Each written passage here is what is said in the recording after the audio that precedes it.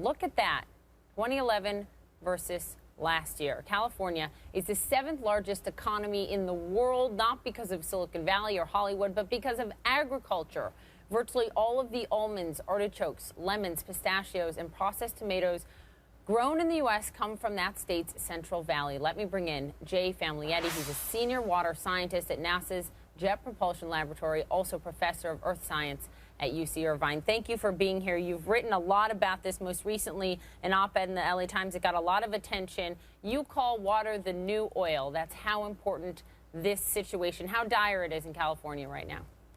That's right. It is pretty bad.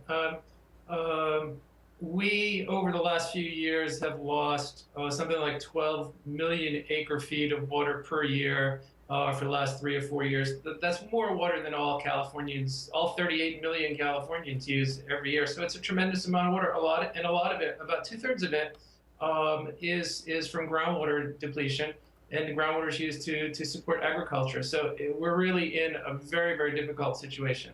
So what can you do? Because what the farmers are doing there, because they have to provide for their crops, is that they're drilling up all of this groundwater. And up until very recently, there was nothing to regulate how much they could take, and it's harder to, it gets depleted at some point.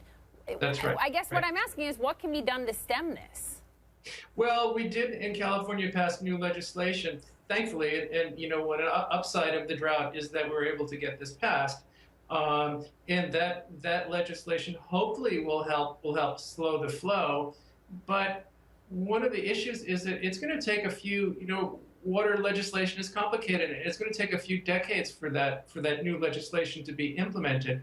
And so my private fear is that we may run out of groundwater in some places before the legislation has a chance to kick in. Can you paint the picture for everyone watching of what that scenario would look like and how the average person would feel it? Well, I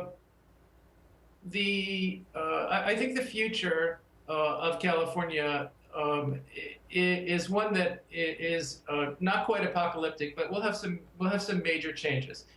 We'll still have agriculture, I think, but we'll be planting different things that are more efficient. I think the message is we'll have to evolve towards more efficiency. Maybe we'll be growing less food.